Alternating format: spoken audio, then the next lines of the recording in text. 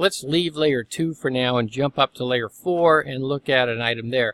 I know these are kind of mixed up. That's because we're just reviewing, and so we just have little pieces of this, little pieces of that we're reviewing. We're going to go to layer 4, TCP and UDP. And UDP, we've said in the past, is just streaming data. There's no connection that takes place. You just send data, for example, streaming a movie or streaming audio, but there's no actual connection established between two devices. But TCP is different. TCP is connection-oriented and guaranteed delivery of each packet, or in this case, each segment, I should say, since we're talking about layer 4.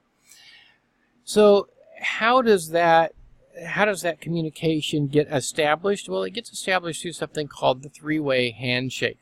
So this is a TCP technology or TCP method of establishing a connection, and it looks like this.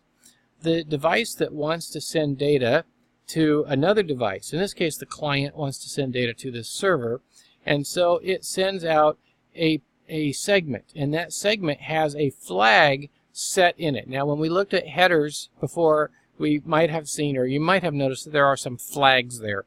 And one flag is called the SYN flag, or the synchronous flag, or synchronization flag, or whatever you want to call it. We just call it the SYN flag. And the SYN flag is set, in other words, it's changed from 0 to 1, and when the server here receives it, it responds by sending back a SYN acknowledge, SYNACK flag. In other words, two flags. The SYN flag is set and the acknowledge flag is set. And then when the client receives the SYNACK segment, it now sends a segment back to the server that has just the ACK flag set. So we have this three-way handshake, SYN, SYNACK, ACK, and once we have the SYN, SYNACK, ACK sequence completed, we now have an established connection, and that communication can begin.